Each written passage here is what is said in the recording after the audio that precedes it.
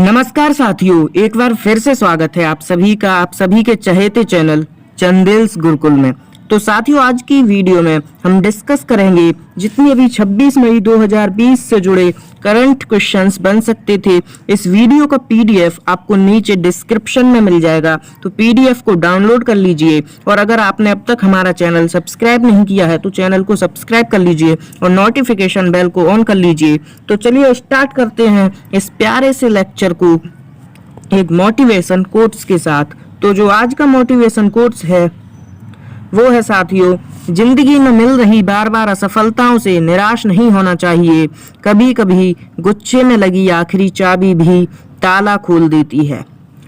तो साथियों, यदि आपको भी लगता है कि आपके जीवन में असफलताएं आ रही हैं तो धैर्य रखिए, क्योंकि जीवन में मुश्किलें उन्हीं बेहतरीन लोगों के हिस्से में आती हैं जो उन्हें बेहतरीन तरीके से अंजाम देने की ताकत रखते हैं।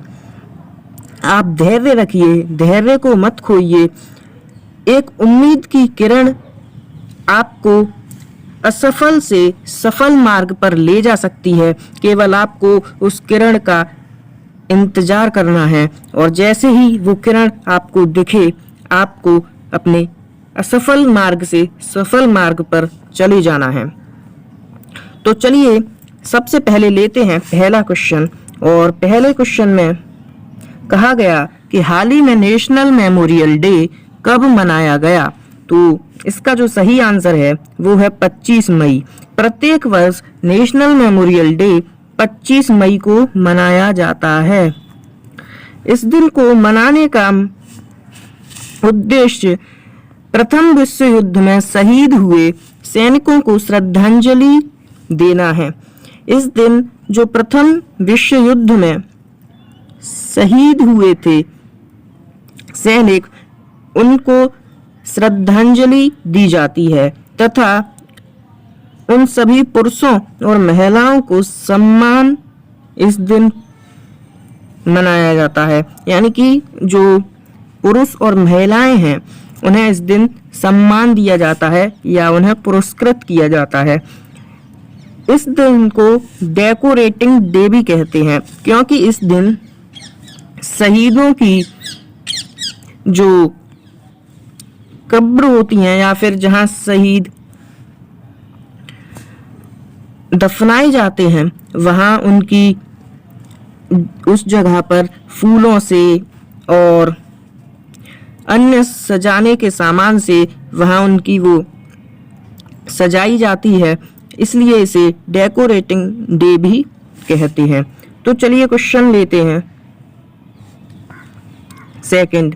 क्वेश्चन सेकंड में कहा गया, निम्नलिखित में से किस राज्य में रीस्टार्ट पैकेज का शुभारंभ किया गया है। तो इसका जो सही आंसर है वो है आंध्र प्रदेश। आंध्र प्रदेश में रीस्टार्ट पैकेज का शुभारंभ किया गया है।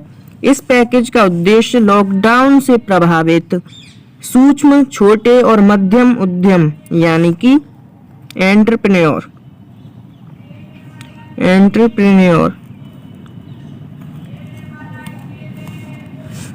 को फिर से शुरू करने में मदद करना है। यानी कि जो उद्यमी हैं, जो एंटरप्रेन्योर हैं, उनको इस पैकेज से कुछ राहत दी जाएगी जिससे वो छोटे और मध्यम बिजनेस अपने पुनः रीस्टार्ट कर पाएंगे। इस पैकेज के तहत अप्रैल, मई और जून के एमएसएमई यानी कि micro small medium enterprises MSME micro small medium enterprises के सभी न्यूनतम बिजली बिल शुल्क माफ किया जाएगा। यानी कि जो उन पे न्यूनतम बिजली बिल है वो माफ कर दिया जाएगा तथा अन्य मदद प्रदान की जाएंगी। तो ये काफी सराहनीय कदम है आंध्र प्रदेश सरकार का और इसे आपको याद रखना है। इसके बाद चलिए क्वेश्चन लेते हैं थर्ड। सबसे पहले कुछ बेसिक सी जानकारियां, वैसे तो आप जानते होंगे लेकिन मेरा कर्तव्य है आपको बताना। जैसे कि यहाँ की जो राजधानी है आंध्र प्रदेश की वो अमरावती और हैदराबाद है। ऐसे कुछ विशेष राज्य हैं जिनकी दो राजधानियां हैं। इसके बाद जहाँ मुख्यमंत्री यहाँ के YS जगन मोहन रेड्डी हैं। तो आपको याद रखना है, मुख्यमंत्री काफी बार एग्जाम्स में पूछे जाते हैं। इसके बाद यहाँ के राज्यपाल हैं विश्वभूषण हरिचंदन, और यहाँ का जो क्षेत्रफल है वो है 1,60,205 वर्ग किलोमीटर। तो कुछ बेसिक सी जानकारियां थी, वही मैंने आपके साथ साझा की। तो चलिए क्वेश्चन 3 लेते हैं। क्वेश्चन 3 में कहा गया, निम्नलिखित में से किस राज्य में खेलों को उद्योग का दर्जा दिया गया है? तो इसका जो सही आंसर है वो है मिजोरम। मिजोरम राज्य में खेलों को उद्योग का दर्जा दिया गया है, और इसका मुख्य कारण खेल के क्षेत्र में निवेश के निजी कंपनियों को आकर्षित करना है। जो खेल के क्षेत्र हैं उनमें जो निजी कंपनियां हैं उन्हें अपनी ओर आकर्षित करना है, इसीलिए खेलों को उद्योग का दर्जा दिया गया है मिजोरम राज्य में। इसके बाद चलिए क्वेश्चन नंबर लेते हैं, लेकिन कुछ उससे पहले विशेष बातें, जैसे कि यहाँ की राजधानी है वो है आइजोल, जिले यहाँ 8 हैं, मुख्यमंत्री यहाँ के जोरामथंगा हैं,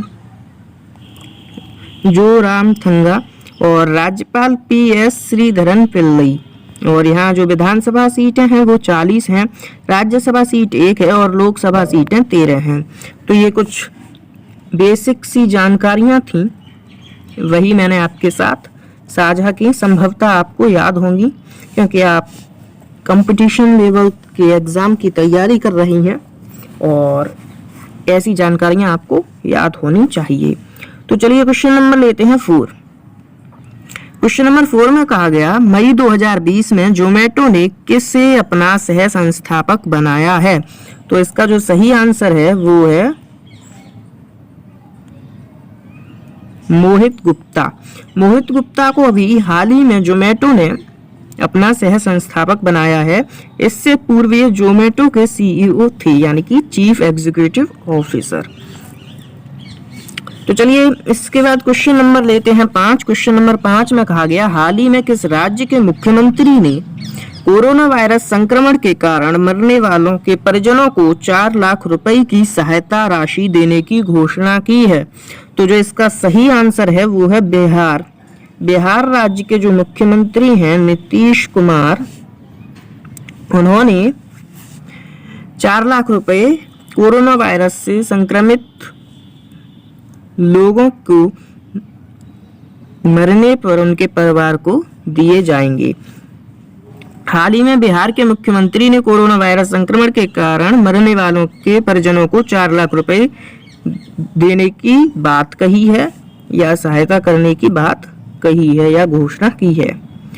यहाँ की जो राजधानी है वो पटना है, मुख्यमंत्री नीतीश कुमार हैं, और यहाँ के जो राज्यपाल हैं वो हैं फागू चौहान। तो बेसिक सी जानकारियां थी। इसके बाद क्वेश्चन नंबर 6 लेते हैं। क्वेश्चन नंबर 6 में कहा गया कि मई 2020 में बलवीर सिंह डोजांस सीनियर का निधन हो गया, वे किस खेल से संबंधित थे? तो इसका जो सही आंसर है वो है hockey. Balbir Singh Dosanjh senior hockey से संबंधित थे और ये 3 बार स्वर्ण पदक जीत चुके हैं। मई 2020 में भारत के प्रसिद्ध हॉकी खिलाड़ी बलवीर सिंह सीनियर का निधन हो गया। जैसे कि मैंने अभी आपको बताया, बलवीर सिंह सीनियर 1957 में पद्मश्री से बलवीर सिंह सीनियर भारत के इकलौते ऐसे खिलाड़ी थे जो कि 3 बार ओलंपिक गोल्ड मेडल विजेता टीम के सदस्य रहे थे। वे लंदन 1948, हेलसिंकी 1952 और मेलबर्न 1956 ओलंपिक में गोल्ड जीतने वाली भारतीय टीम का हिस्सा थे। वे 1975 में एकमात्र विश्व कप जीतने वाली भारतीय टीम के मैनेजर थे। तो ये काफी इम्पोर्टेंट पॉइंट्स हैं खेल से रिलेटेड, तो आपको ये याद कर लेने हैं। आप PDF डाउनलोड कर ही लेंगे, इसके बाद आप इन्हें नोट्स कर लीजिए, और मैं आपसे यही कहूँगा कि आप इन्हें हाईलाइट भी कीजिए। तो इसके बाद चलिए क्वेश्चन नंबर 7 लेते हैं, और क्वेश्चन नंबर 7 में कहा गया कि मई 2020 में किस राज्य में पूर्व स्वास्थ्य और वित्त मंत्री राजेंद्र प्रसाद सिंह का निधन हो गया? तो जो इसका सही आंसर है वो है झारखंड। हाल ही में झारखंड के पूर्व स्वास्थ्य वित्त मंत्री और राजेंद्र प्रसाद सिंह का निधन हो गया, जैसा कि मैंने अभी आपको बताया। इसके बाद क्वेश्चन नंबर 8 लेते हैं। क्वेश्चन नंबर 8 पर कहा गया कि मई 2020 में वोडाफोन के अध्यक्ष कौन चुने गए हैं? तो इसका जो सही आंसर है वो है वैन वॉक्समेकर। इससे जो पहले वोडाफोन के अध्यक्ष थे वो थे जेरार्ड क्लेस्टरली। मई 2020 में वोडाफोन के अध्यक्ष जीन फ्रैंकोइस वैन वॉक्समेकर, इनका ये पूरा नाम है, आपको याद रखना है, ये इनका पूरा नाम है, चुने गए हैं। अध्यक्ष के रूप में वे जेरार्ड क्लेस्टरली का स्थान लेंगे, यानी कि जो जेरार्ड क्लेस्टरली हैं वो पूर्व अध्यक्ष थे वोडाफोन के। वैन वर्तमान में शराब निर्माता कंपनी के हेनकेन के सीईओ हैं, यानी कि अभी वो जो शराब निर्माता एक कंपनी है हेनकेन, उसके सीईओ हैं। अब क्वेश्चन नंबर 9 लेते हैं। निम्नलिखित में से किस राज्य में प्रत्येक मजदूर को रोजगार देने के लिए प्रत्येक पंचायत में श्रम सिद्धि अभियान चलाया है? तो जो इसका सही आंसर है वो है मध्य प्रदेश।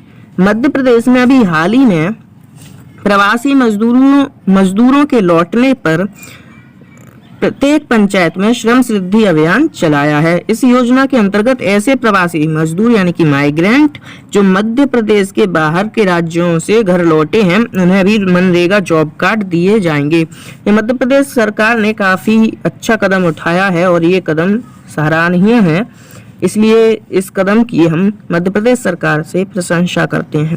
इसके बाद क्वेश्चन नंबर 10 लेते हैं। मई 2020 में निम्नलिखित में से किसे दिल्ली राज्य उपभोक्ता विवाद निवारण आयोग DSDRC का अध्यक्ष नियुक्त किया गया है?